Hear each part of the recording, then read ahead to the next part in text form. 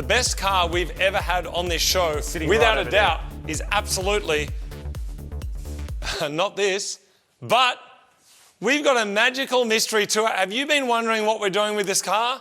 We've been wondering. We're doing something very, very special. Are you excited, Martin? Oh man, I'm frothing at especially the part of the thing where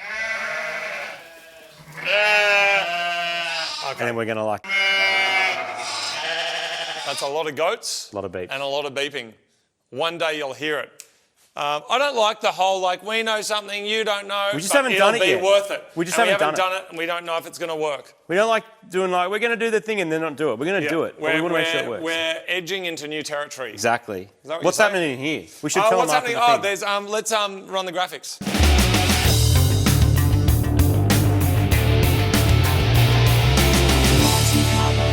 Welcome to another episode of Mighty Car Mods. Behind us we have one of Automotive's greatest hits. If there was a greatest hits album and Sting was on the cover, this would be the car that he's sitting inside of, not some rubbish Jaguar like in that Desert Rose song. And if you bounced it off the red line for long enough, out the top of the engine would be Rod Stewart. Okay. See? Yeah, anyway. What? No, I'm not going down there with the puns. It'll get way worse. There's no engine in here, but luckily... What do you mean there's no engine in there, A few things have been happening in the background. A couple of things, a lot's happening in the background. There are so many projects happening all at once. We're trying to be like, look at this. Cranking through it. There's this. Yep, there's this. That one. There's many things happening. But we've also been calling in a bunch of friends and like, can you just help us with a bit? Help us with a few bits and pieces. Yeah, some favours to get it done. And some of our mates have fully come to the party. One of our mates knows a lot about Daihatsus, and he's got another mate who also builds them and builds engines. And so our engine actually, just have a look. The mighty EJDE is powering hatchback nuggets all over the world. They often get thrashed, don't get serviced, and the result is this: carbon buildup, oil sludge, and worn out rings. First up, we're going to get the head serviced. That means a blast, a clean, and then a full tear down and rebuild to make sure it's completely flat, and the valves will seal all our combustion where it's meant to be. This is a time-consuming job requiring specialist machines and measuring equipment, but it will breathe new life into our worn-out old engine. Street lights flickering. I call your name, but you're not listening. City skies going dim. There's so much noise, but I'm still whispering. Do you still need me like I need you? Or has everything we were now gone away? Now that the head is serviced, we can head over to see our mate Lenny, who is a bit of a Daihatsu expert. He daily drives a Mira and is going to give our engine block a well-deserved birthday and then reassemble the entire thing. Being that we aren't chasing more power, we don't need to go down the road with pistons and rods, head studs and messing with compression ratios. This is less rebuild and more recondition. The cylinders will be honed, the tolerances checked and new rings and bearings installed, which should buy the engine a few more years of life.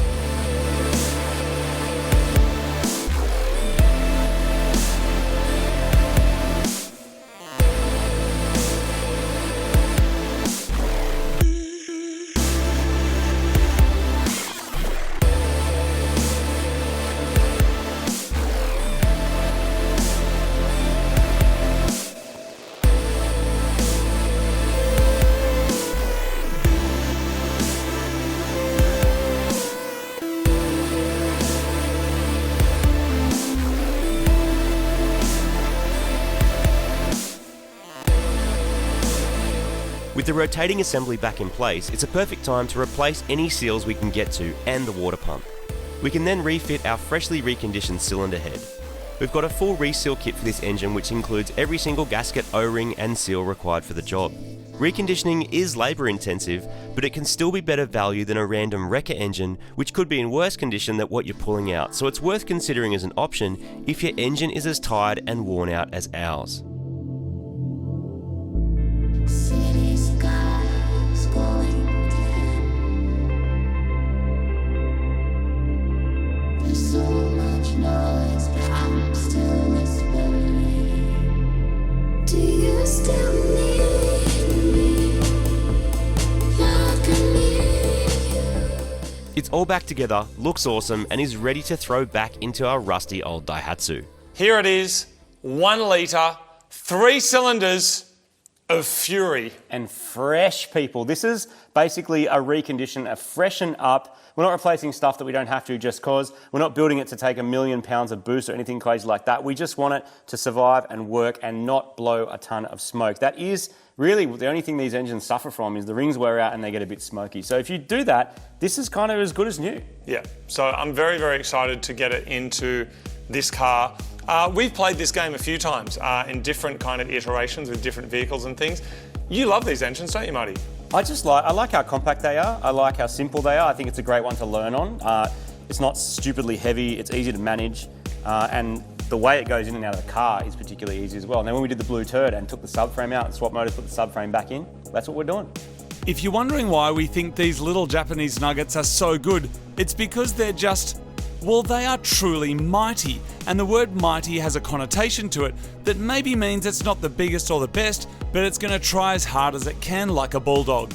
With a new extreme clutch installed, we can now throw on the gearbox. Then the starter motor can go on, and some brand new engine mounts because the last ones are flogged because these little cars put out too much power. New belts are also going on, and this mighty little engine that's just had a birthday is ready to get thrown up back inside the Muppet, which is a sentence I honestly never thought I'd say. And the idea of someone throwing up inside a Muppet is actually quite honestly disgusting. But yes, this car is about to be a whole lot of amazing. We're dropping the subframe and we're going to lay the engine on top, then put the whole thing back inside the car. We have removed the subframe from the car, and now we're just using the forky to get the engine into position. All right, hold there, hold there, hold there, hold there. Go up a little bit. Yep, hold there. Down a tiny bit. I know it comes down quick. Yep, good. Yeah, it's either a lot or none with this thing. It's definitely so much easier being able to take the whole subframe out instead of trying to wrangle an engine kind of in there. Even easier with things like Volkswagen going up. Tiniest tap up, like, yeah, that's it. Using the forklift and an engine table like this makes it really easy to get the engine aligned on the subframe. The drive shafts can then be knocked into the gearbox, and then we're ready to install the whole thing back in the car. All right, people, we're on. Engine on, gearbox on, subframe connected. New engine mounts, all new and fancy, all old and shit. Anything to add, Martin? No, just seeing some other broken stuff that we should probably fix, but we're not going to.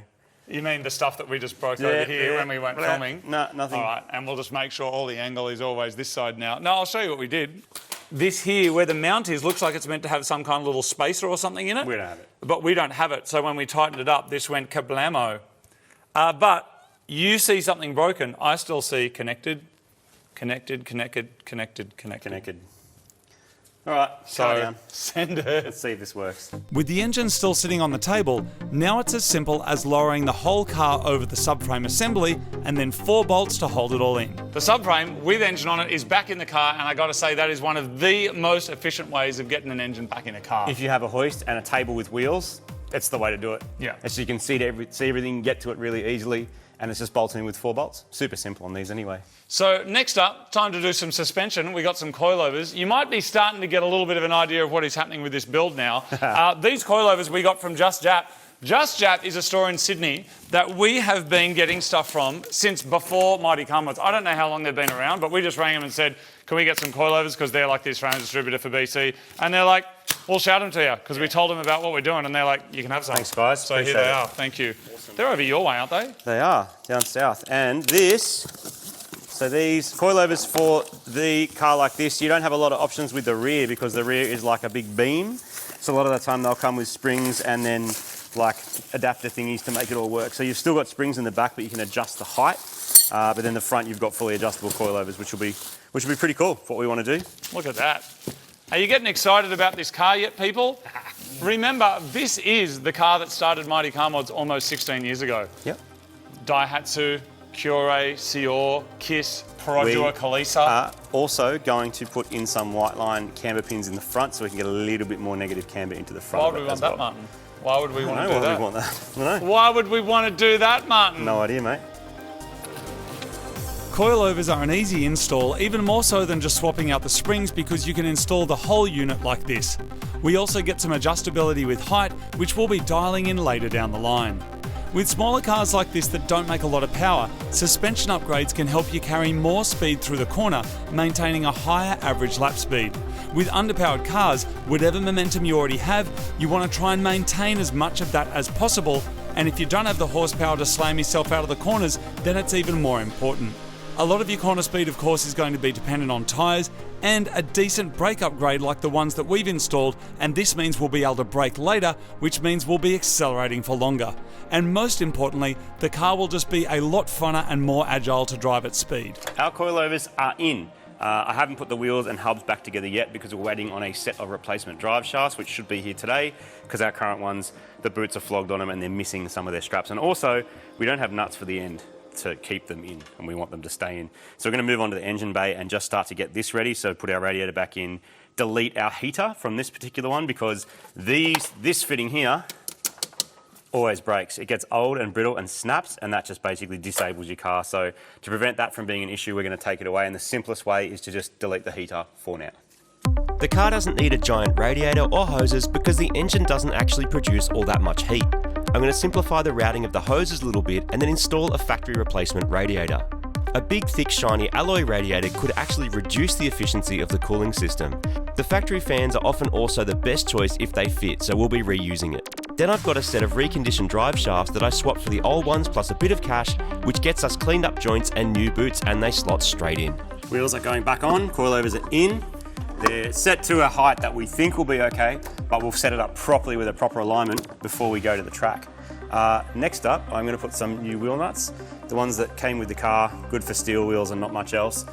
We've got some mad white line aftermarket ones, so the cone there is correct. Just gives you a bit more thread engagement as well, has the open end, just works nice. On Toyotas and Daihatsus, 12 by 1.5, Subaru and Nissan 12 by 1.25 is a rule, and then other manufacturers, who knows, it's whatever they feel like that day. But we've got some nice new wheel nuts, it's looking excellent.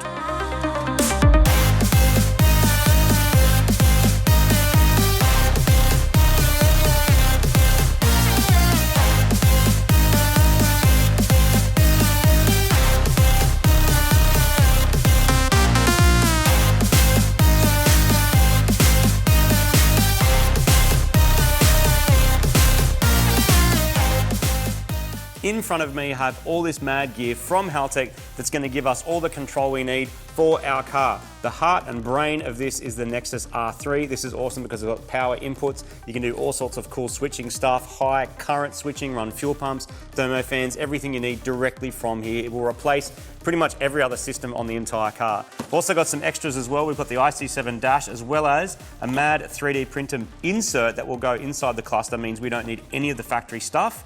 We've also got some cool stuff for track car like a TMS4, which is tyre pressure monitoring. We've got a CAN keypad that we can assign a bunch of functions to.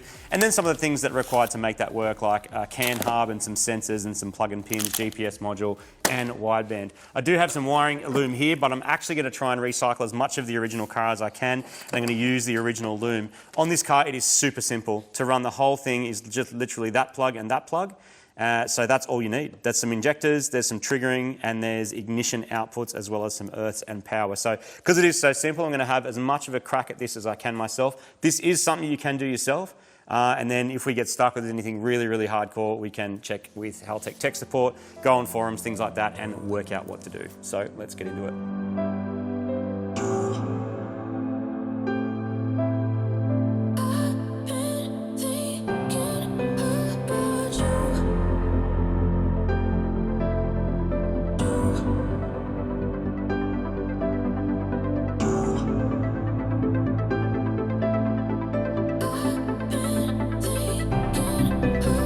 So to save some time, I've gone through and identified what each wire does. So map signal, water temp, power steering.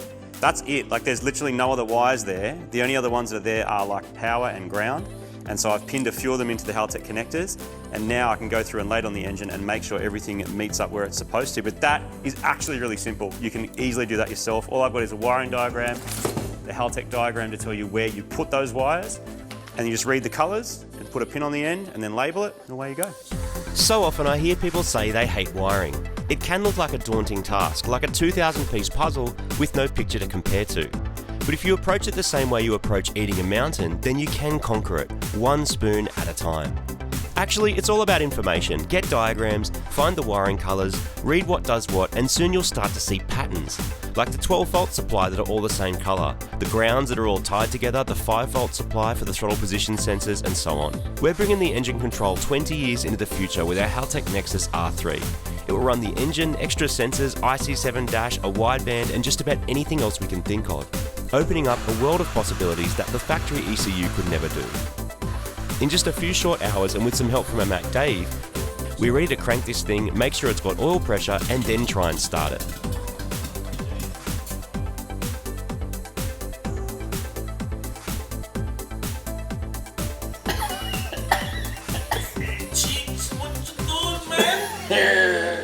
All right, I'm plugged into the ECU. I've loaded in our new map. I have all our diagnostic stuff on, and we're now ready to go to reds.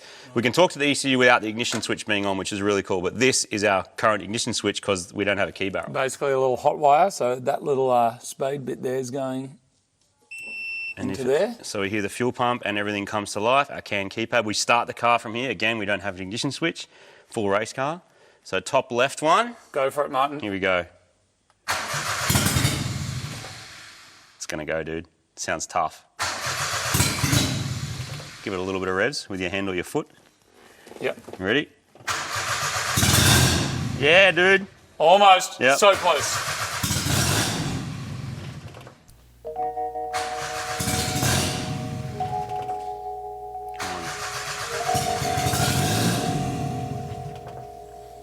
What are we not getting, Martin?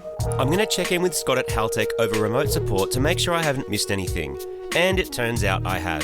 I didn't configure the keypad start button properly, so it's immediately turning the car off if I hold it down for too long. An easy fix, and hopefully now it will start. I'm also going to do the IT thing, which is turn it off and now turn it on again. Yep, cycles the fuel pump. All right, we good? Yep, let's go. All right, here we go. Yeah! Awesome. Nice. Done. There it is, everybody. Thank you for watching this episode of Mighty Car Mods. We'll be back at you soon. We got lots of stuff to do. What is happening with this car, you're going to be finding out shortly, but it is one of the most exciting things ever. It's going to be freaking amazing. Next up, we'll get an exhaust put on it. We'll change our oil, get rid of our run-in oil and put some nice Castrol edge in it. And then we're going to be looking at some alignment, some dyno, some setup, and make this thing. You also What a need mad little car. You also need somewhere to sit. Do you know what it's probably time for? It's probably time to go back in time 16 years and have a look at the episode that started Mighty Car Mods, How to Pimp Your Car for $500. We'll leave a little thing up now, and you can have a look and see how little or how far we've come. Apparently we're back now. We're back. We're back. We're back almost every episode, Martin. We're back. All right, see you, everyone. Bye.